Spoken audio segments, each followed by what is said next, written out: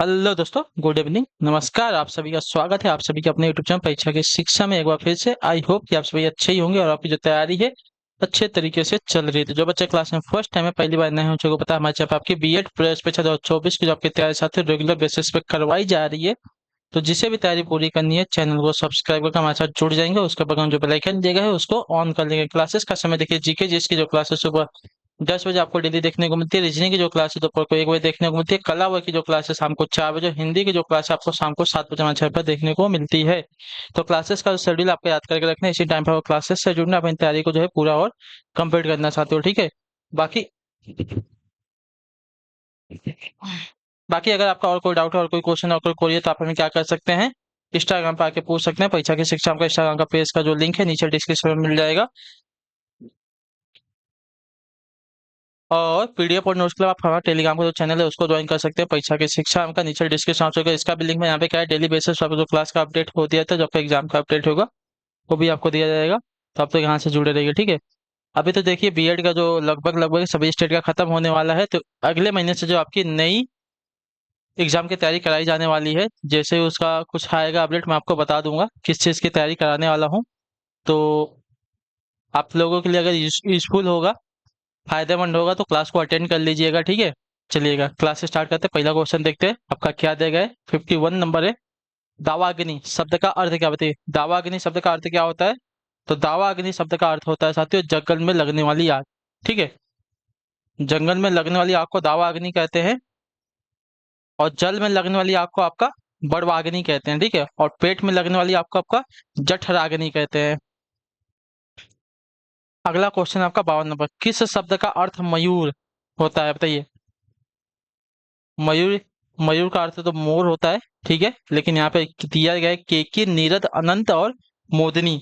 तो आपका right answer केकी, ठीक है। जो आपका ये लभी कब देगा, आपका राइट आंसर हो जाएगा केकी, मोर, सारंग, नीलकंठ, कलाजी, सीखी, ये सभी आपके मयूर के प्रजाति होते हैं, ठीक है। क्लियर है।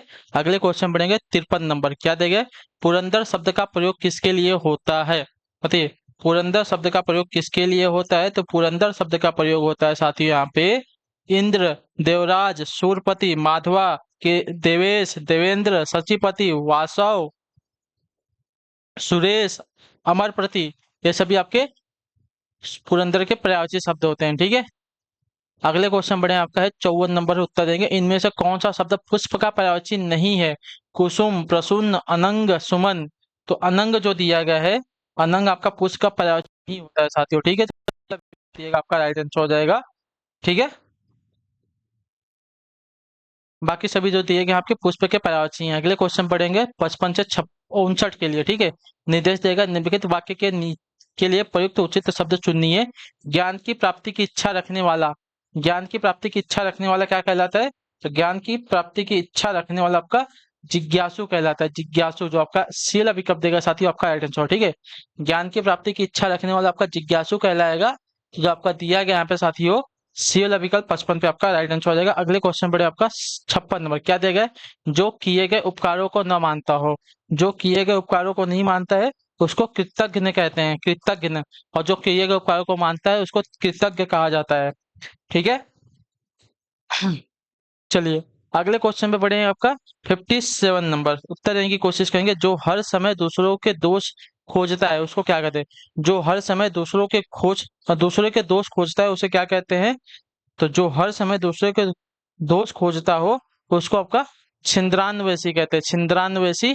जो आपका डील ऑप्शन देगा साथियों, आपका एड्रेस, जो हर समय दूसरों के दोष खोजता हो उसको छिंद्रान्वेषी कहते हैं, ठीक है।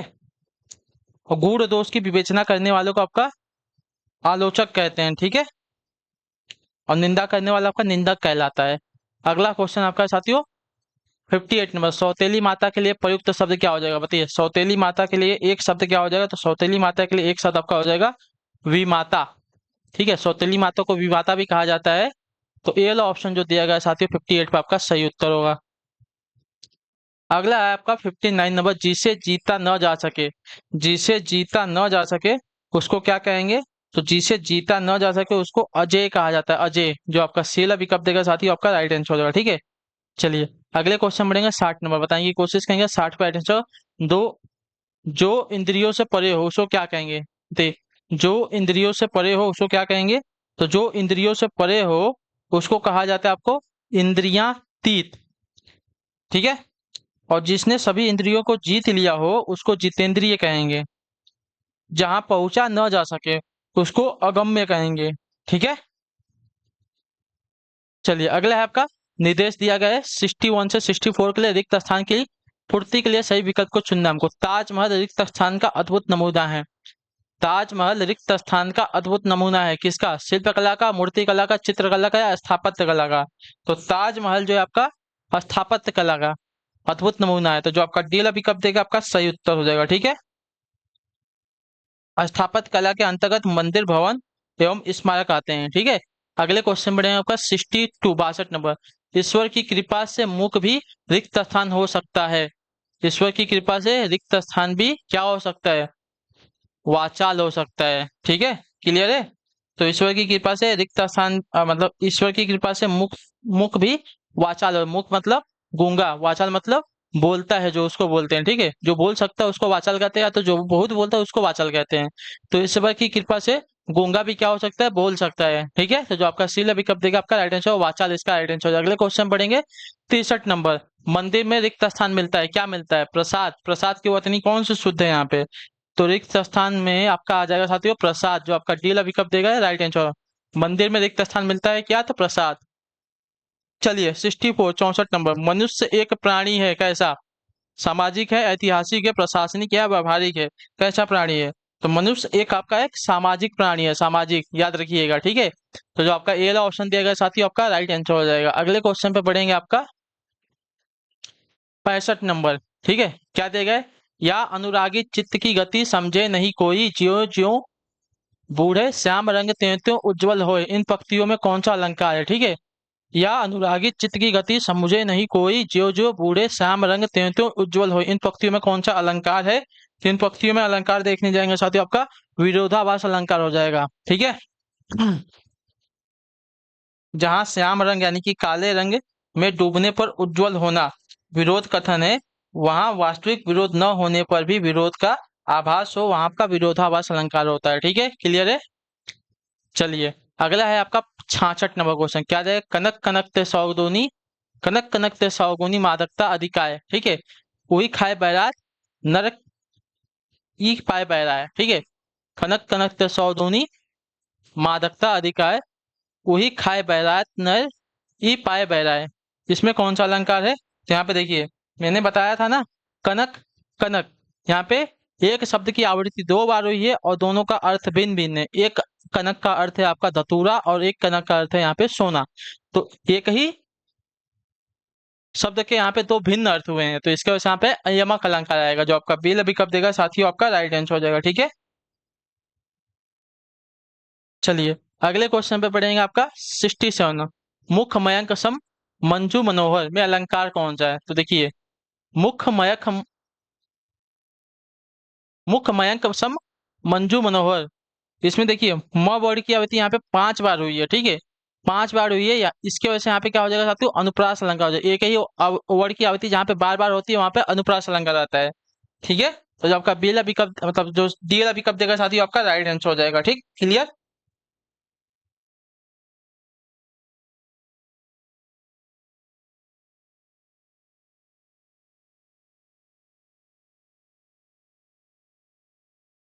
लेकिन यहाँ पे कुछ और हुआ है। यहाँ पे तो देखिए अनुप्रास अलंकार भी हो सकता था, लेकिन अनुप्रास अलंकार नहीं होगा। गलती हो गई, इसको थोड़ा सही कर लेंगे। अनुप्रास अलंकार नहीं होगा। यहाँ पे देखिए क्या हुआ है। यहाँ पे जब आपका मुख को मयंक यानी कि चंद्रमा के समान सुंदर बताया गया है। ठीक है। मुख को मयंक यानी कि चंद्रमा के समान सुंदर बताया गया है, अर्थात मुख की तुलना जो है चंद्रमा से की गई है।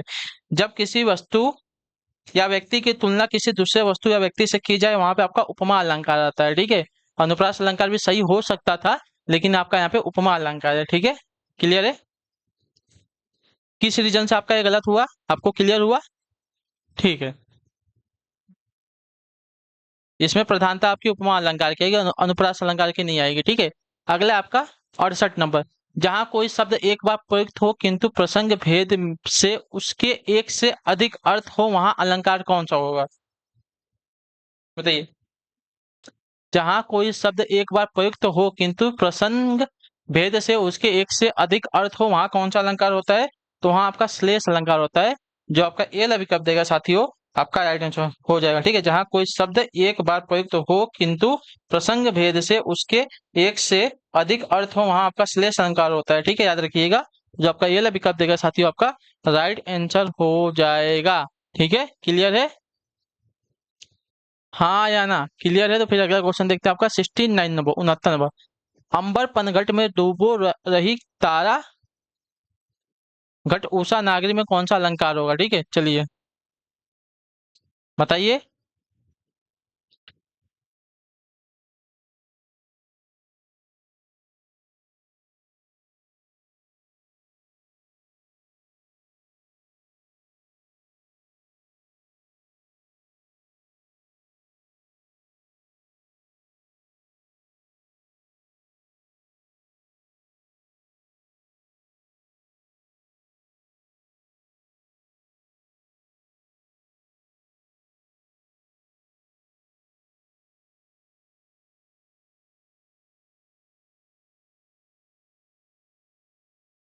चलिए उत्तर दीजिए, इसका उत्तर क्या हो जाएगा? क्या दिया गया है? अंबर पनघट में डूबो रही घाटा घट उषा नागरी में अलंकार कौन सा है? ठीक है, तो इसमें अलंकार की अगर बात की जाएगी साथियों, तो इसमें आपका हो जाएगा साथियों रूपक अलंकार। ठीक है, जो आपका ये विकल्प देगा आपका राइट आंसर हो जाएगा। ठीक है, यहाँ आकाश रूपी पनघट में उषा रूपी स्त्री तारा रूपी घड़े डूबो रही हैं, अर्थात आकाश उषा तथा तारा पर क्रमशः पनघट स्त्री तथा घड़े का आरोप है, जहां गुण की अत्यंत समानता के कारण उपमेय में उपमान की अभेद आरोप कर दिया गया हो वहां रूपक अलंकार होता है। ठीक है, अगले क्वेश्चन बढ़ेंगे 70 नंबर, बताएं की कोशिश करेंगे। 70 पर आंसर, राम कलम से लिखता है वाक्य में किस कारक का प्रयोग किया गया है? तो राम कलम से लिखता है वाक्य में आपका करण कारक से किया गया है। तो जो आपका ये वाला विकल्प देगा आपका राइट आंसर हो जाएगा। ठीक है, क्लियर सॉल्यूशन करें। जिस वस्तु की सहायता से या जिसके द्वारा कोई काम करने का बोध हो उसे जो है करण कारक कहते हैं। ठीक है, क्लियर है? अगला आपका 71 नंबर प्रश्न। ठीक है, बताएं की कोशिश करेंगे साथियों, आपका राइट आंसर क्या हो जाएगा? क्या दिया गया है, ध्यान से देखिए। जो विद्वान होते हैं वे विनयी होते हैं, कौन सा वाक्य है? जो विद्वान होते हैं वे विनयी होते हैं, यह कैसा वाक्य है? कौन सा वाक्य है? सरल वाक्य है, मिश्र वाक्य है, संयुक्त वाक्य है, इनमें से कोई नहीं है। तो जो विद्वान होते हैं वे विनयी होते हैं, तो ये आपका जो है साथियों मिश्र वाक्य है। ठीक है, क्लियर है? जिस वाक्य में एक आपका प्रधान उपवाक्य हो, जैसे कि जो विद्वान होते हैं, तथा एक आपका या एक से अधिक आश्रित उपवाक्य हो, जैसे कि वे विनयी होते हैं, उसे आपका मिश्रित मिश्र वाक्य कहते हैं। ठीक है, अगले क्वेश्चन पे बढ़ेंगे। आपका 72 नंबर है, निम्नलिखित वाक्यों में से शुद्ध वाक्य का चयन करना है हमको यहाँ पे। ठीक है, क्या दिया गया है? विजय लिखती लिखती सो गया, गलत हो जाएगा। विजय लिखता लिखता सो गई, गलत हो गया। विजय लिखता लिखता सो गए, गलत हो जाएगा। विजय लिखते लिखते सो गया होगा। ठीक है, पढ़ने से आपको देखिए बहुत ही स्पष्ट क्लियर हो जाएगा कि आपका जो डी वाला ऑप्शन दिए गए है आपका शुद्ध है। ठीक है, अगले क्वेश्चन बढ़ेगा आपका 73 नंबर। निम्नलिखित वाक्यों में से शुद्ध वाक्य का चयन कीजिए। ठीक है, निम्नलिखित वाक्यों में से शुद्ध वाक्य का चयन कीजिए। तो देखिए क्या दिया गया है? बस नदी में गिर पड़ी, बस नदी में गिर पड़ी। अच्छा, नदी पर दिया गया है, नदी पर गिर पड़ी ना, गलत हो जाएगा। बस नदी पर बोला है, पर में गिर पड़ी। बस नदी में गिर पड़ा बोला है, पड़ा गलत हो यहाँ पे हो जाएगा।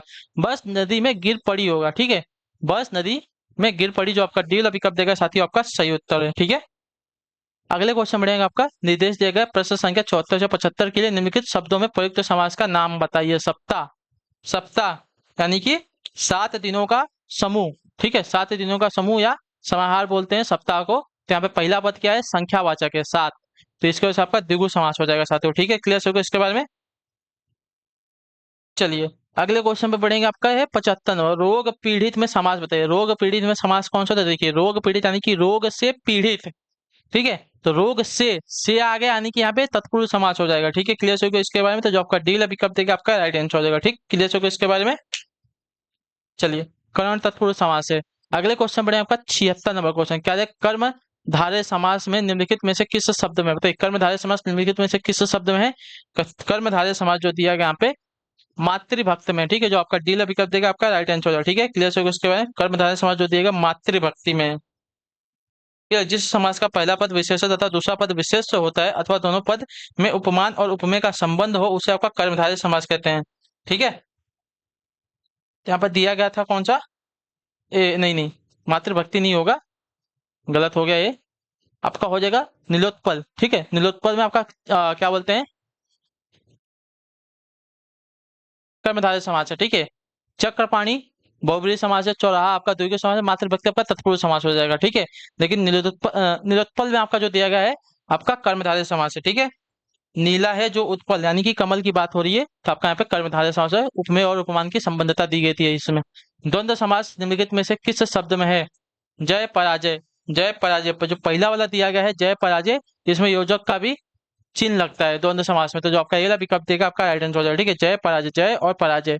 अगले क्वेश्चन बढ़ेगा 78 नंबर, बताने की कोशिश करेंगे। अव्ययी भाव समास में निम्नलिखित में से किस शब्द, अव्ययी भाव समास निम्नलिखित में से किस शब्द में है, तो देखिए अव्ययी भाव समास अगर देखने जाएंगे तो यहाँ पे जो है साथियों, प्रत्येक में, प्रत्येक में आपका अव्ययी भाव समास है। प्रति धन एक मिलकर प्रत्येक हुआ है, तो प्रति एक आपका अव्यय शब्द है। ठीक है, ये आपका एक अव्यय शब्द है, इसके वजह से आपका क्या हो जाएगा, पूरा का पूरा शब्द आपका अव्यय हो जाएगा। अगले क्वेश्चन बढ़ेंगे 79 नंबर, उत्थान शब्द में कौन सा शब्द उपसर्ग है। उत्थान का अगर देखने जाएंगे साथियों, तो उत्थान का आपका उत्त प्लस थान होगा ना, तो आपका इसमें उत्त उपसर्ग लगेगा साथियों। उत्त आपका उपसर्ग है, तो जो आपका सी वाला विकल्प दिए गए, सी वाला ऑप्शन दिएगा आपका सही उत्तर होगा। अगला है आपका 80 नंबर प्रश्न, क्या देगा, निम्नलिखित शब्दों में से कौन सा शब्द आपका उपसर्ग रहित है यहाँ पे। ठीक है, कौन सा शब्द आपका उपसर्ग रहित है यहाँ पे, तो उपसर्ग रहित अगर शब्द देखने जाएंगे यहाँ पे अपना, अपना एक उपसर्ग रहित शब्द है, जो आपका बी विकल्प देगा आपका यहाँ पे राइट आंसर। अपना में कोई भी उपसर्ग नहीं लगा है। अपमान में आपका अप उपसर्ग है, आवरण में आपका आ उपसर्ग है। ठीक है, आ, सिर्फ आ है। ठीक है, आ उपसर्ग है, अपकृति में आपका अप उपसर्ग है। अगला आपका 81 से 82 के लिए निम्नलिखित शब्दों में कौन सी संधि है, महर्षि। महर्षि में अगर संधि देखने जाएंगे साथियों, तो महाधन ऋषि, महाधन ऋषि आपका किसका हो जाएगा साथियों, महर्षि में महाधन ऋषि आपका गुण संधि का उदाहरण होता है। ठीक है, गुण संधि का एक मिनट, गुण सौर संधि का उदाहरण है। ठीक है, सौर संधि का उदाहरण जो आपका ये विकल्प देगा आपका राइट आंसर हो जाएगा। ठीक है, महाधन ऋषि होता है इसका संधि विच्छेद महर्षि का। अगला आपका 82 स्वागतम, स्वागतम का संधि विच्छेद क्या हो जाएगा, तो देखिए नहीं, संधि कौन सी लगी है इसमें ना, तो देखिए सुधन आगतम होता है, स्वागतम का सुधन आगतम हो जाएगा। ठीक है, तो यहाँ पे उ प्लस आ मिलकर व में परिवर्तित हो रहा है। ठीक है, तो यहाँ पे एक यड़ स्वर संधि लगेगी, जो आपका बी वाला विकल्प देगा आपका राइट आंसर होगा। ठीक है, क्लियर होगा इसके बारे में। चलिए अगले क्वेश्चन बढ़े, आपका निर्देश दिया गया 83 से 100 के लिए निम्नलिखित शब्दों का शुद्ध संधि विच्छेद चुनना। ठीक है, जगदीश, तो जगदीश का संधि विच्छेद आपका हो जाएगा जगत धन ईश, जगत धन ईश, तो जो आपका ये वाला विकल्प देगा साथी आपका सही उत्तर होगा इसके लिए। ठीक है, जगदीश का संधि विच्छेद का जगत धन ईश होता है, और इसमें जो आपका संधि लगा है व्यंजन संधि लगा है, ये बात भी आप लोग इसके बारे में याद रखिएगा। ठीक है, क्लियर है। चलिए अगले क्वेश्चन पे बढ़े, आपका है 84 महोत्सव, तो महोत्सव का संधि आपका महाधन उत्सव होता है, महाधन उत्सव जो आपका दिया गया सी वाला विकल्प साथियों आपका राइट आंसर हो जाएगा। और महोत्सव में आपका दीर्घ स्वर संधि लगा है। ठीक है, क्लियर होगा इसके बारे में। यहाँ पे आ और उ मिलकर किसमें परिवर्तित हो रहे हैं, ओ में परिवर्तित हो रहे हैं। ठीक है, तो इसके वजह से यहाँ पे आपका दीर्घ स्वर संधि लगा है। अगले क्वेश्चन पढ़ेंगे आपका यशोदा, यश धन दा, यशोदा का संधि भी आपका होता है यश धन दा, इसमें आपका विसर्ग संधि लगता है साथियों। ठीक है, चलिए अगले क्वेश्चन बढ़ेंगे, आपका 86 नंबर है, किस छंद में आपका 6 चरण होते हैं, बताइए किस छंद में आपके 6 चरण होते हैं, 6 चरण होते हैं, छपे में, चौपैया में, सोरठा में या दोहा में। तो देखिए 6 चरण वाला आपका होता है साथियों छपय छंद। ठीक है, छपय छंद आपका होता है 6 चरणों वाला, एक विषम मात्रिक छंद। इसमें जो है प्रथम 4 चरण रोला के और अंतिम 2 चरण आपके उल्ला के होते हैं। ठीक है, रोला के प्रत्येक चरण में आपकी 24 मात्रा होती है और उल्ला के प्रत्येक चरण में आपकी 28 मात्रा होती है। ठीक है, क्लियर है। चलिए अगले क्वेश्चन बढ़े, आपका रोला के प्रत्येक चरण में अब भी जस्ट आपको बताया था मैंने, रोला के प्रत्येक चरण में कितनी मात्रा होता है, देखिए रोला के प्रत्येक चरण में आपकी होती है साथ ही 24 मात्रा है। ठीक है, क्लियर है। उल्ला के प्रत्येक चरण में आपकी 28 मात्रा होती है। ठीक है, हाँ या ना। चलिए अगले क्वेश्चन पढ़ेंगे फिर। 9 2 11 होना मुहावरे का अर्थ होगा। देखिए 9 2 11 होना यानी कि सुना होगा ना कि वह सारा सामान लेके क्या हो गए, रफू चक्कर हो गए, 9 2 11 हो गए। तो आपका हो जाएगा साथियों रफू चक्कर होना। ठीक है, 9 2 11 होने का अर्थ होता है रफू चक्कर होना। अगले क्वेश्चन पढ़ेंगे। 86 86 नंबर। छठी का दूध याद आना मुहावरे का अर्थ क्या बताइए। छठी का दूध याद दिलाना मुहावरे का अर्थ क्या। देखिए छठी का दूध याद आना मुहावरे का अर्थ होता है बहुत कष्ट होना। जो आपका पीएल विकल्प देगा आपका राइट आंसर। ठीक है, छठी का दूध याद आना मुहावरे का अर्थ होता है बहुत कष्ट होना। चलिए 90 नंबर है। जहाँ कहाँ राजा भोज कहाँ गंगू तेली लोकोकित का अर्थ क्या हो जाएगा। देखिए कहाँ राजा भोज कहाँ गंगू तेली लोकोकित का अर्थ क्या होता है। तो लोकोकित का अर्थ होता है बहुत ज्यादा अंतर या आकाश पाताल का, आकाश पाताल का अंतर होना। ठीक है, जो आपका दिया गया यहाँ पे ये विकल्प आपका राइट आंसर। कहाँ राजा भोज कहाँ गंगू तेली लोकोकित का अर्थ होता है आकाश पाताल का अंतर होना। अगले क्वेश्चन पढ़ेंगे 91। सरस्वती पत्रिका के संपादक कौन थे बताइए। सरस्वती पत्रिका के संपादक कौन थे। तो सरस्वती पत्रिका के संपादक आपके यहाँ पे महावीर प्रसाद द्विवेदी थे। ठीक है, जो आपका बी विकल्प दे गए बी पे आपका राइट आंसर। ठीक है, सरस्वती पत्रिका के संपादक आपके महावीर प्रसाद द्विवेदी। ठीक है, महावीर प्रसाद द्विवेदी थे। क्लियर है, हाँ या ना। अगले क्वेश्चन में क्या है, इनमें से कौन सा शब्द आपका स्त्रीलिंग का है। ठीक है, समाज सभा समुदाय और परिवार। तो यहाँ पे जो स्त्रीलिंग वाला शब्द दिया गया है सभा, सभा आपका स्त्रीलिंग वाला शब्द है। आपका पीला विकल्प जो दिया गया आपका राइट आंसर। अगला है आपका 93 नंबर। श्रृंगार रस का स्थायी भाव क्या होता है। तो श्रृंगार रस का स्थायी भाव आपका होता है साथियों रति। ठीक है, श्रृंगार रस का स्थायी भाव रति होता है। जो आपका डी विकल्प देगा आपका राइट आंसर हो जाएगा। ठीक, क्लियर। अगले क्वेश्चन पढ़ेंगे 94 नंबर। विभत्स रस का स्थायी भाव क्या है। तो विभत्स रस का स्थायी भाव यहाँ पे जो दिया गया है साथियों क्या होता है। तो विभत्स रस का स्थायी भाव जो होता है जुगुप्सा होता है। जुगुप्सा जो आपका ये विकल्प देगा है आपका सही उत्तर। विभत्स रस का स्थायी भाव जुगुप्सा होता है। क्लियर है। चलिए अगले क्वेश्चन पे बढ़े हैं आपका 95 95 नंबर बताने की कोशिश कीजिएगा राइट आंसर को। भरत मुनि ने कितने रसों की चर्चा अपने नाट्य शास्त्र में की थी। तो भरत मुनि ने कुल अपने नाट्य शास्त्र में 8 रसों की चर्चा की है। 7 रस को उन्होंने जो है रस नहीं माना है, ये बात याद रखिएगा। ठीक है, क्लियर है। चलिए अगले क्वेश्चन पे बढ़े हैं आपका 96। सुशोभित कर नवनीत लिए दुतरुनी चलत रेणु तन मंडित मुख दधि लेप किए। कौन सा रस है इसमें। तो इसमें जो आपका रस है साथियों वात्सल्य रस है। जो आपका बेला विकल्प देगा आपका राइट आंसर हो जाएगा। ठीक है, क्लियर हो इसके बारे में। माता पिता का संतान के प्रति जो स्नेह होता है उसे वात्सल्य रस कहते हैं। और जो और जब अस्थाई भाव विभाव भाव अनुभाव और तथा संचयी भाव के योग से रस रूप में परिवर्तित हो जाता है तो वहां पे आपका वात्सल्य रस कहते हैं। ठीक है, अगला है आपका 97 नंबर। 97 क्या देगा। गुरु चरण सरोज रज निजमन मुकुर सुधारी बरनौ रघुवर विमल जसु जो धायक फल चारी। इन पंक्तियों में कौन सा छंद है। तो ये आपका एक साथियों दोहा छंद है या चौपाई छंद है बताइए। तो ये आपका एक दोहा छंद है। ठीक है, जो आपका ये विकल्प देगा आपका राइट आंसर हो जाएगा। ठीक है, हाँ या ना। इसमें आपकी 2 पंक्तियां तथा 4 चरण होते हैं। इसके पहले चरण और तीसरे चरण में आपकी 13 13 मात्रा और दूसरे चरण और चौथे चरण में आपकी 11 11 मात्रा होती है। ठीक है, अंत में गुरु और लघु वर्ड होते हैं। ठीक, अगला है आपका 98 तद्भव शब्द कौन सा है यहाँ पे। ठीक है, चलिए उत्तर दीजिए। इसमें से आपका तद्भव शब्द कौन सा है साथियों। तद्भव, तो तद्भव से अगर देखने जाएंगे यहाँ पे हो जाएगा साथियों मूसा। मूसा आपका एक तद्भव शब्द है। किसका, मूसक का। ठीक है, श्रृगाल का तद्भव आपका सियार हो जाएगा। चित्रक का तद्भव आपका हो जाएगा साथियों चीता। और व्याघ्र का तद्भव आपका वाघ हो जाएगा बाघ। ठीक है, चलिए 99 में चरण कमल बंदो हरिराई में अलंकार कौन सा बताइए। चरण कमल बंदो हरिराई में अलंकार कौन सा है। तो इसमें अलंकार आपका रूपक अलंकार है। जो आपका डीला ऑप्शन देगा है आपका सही उत्तर। अगले क्वेश्चन बढ़ेंगे 100 नंबर। बालों की भीति, बालों की भीत मुहावरे का अर्थ, बालों की भीत मुहावरे का अर्थ क्या है? देखिए बालों की भीत मुहावरे का अर्थ हो जाएगा साथियों शीघ्र नष्ट होने वाली वस्तु। ठीक है, बालों के भीत मुहावरे का अर्थ होता है शीघ्र नष्ट होने वाली वस्तु। जो आपका सी विकल्प देगा आपका राइट आंसर। ठीक है, तो इसी के साथ जो क्लास है आज की ऐप की यहीं पे कंप्लीट होता है। आई होप कि जो क्लास अच्छी लगी, अच्छे लगे क्लास को लाइक कर देगा, चैनल पे पहले तो सब्सक्राइब और हमें जो है कमेंट अपनी राय क्लास के बारे में जो आपको क्लास कैसी लगे। हम आपसे मिलेंगे आपकी अगली क्लास में। तब तक के लिए टाटा बाय बाय, जय हिंद जय भारत। आपसे क्लास से जुड़ने के लिए बहुत बहुत ही धन्यवाद साथियों।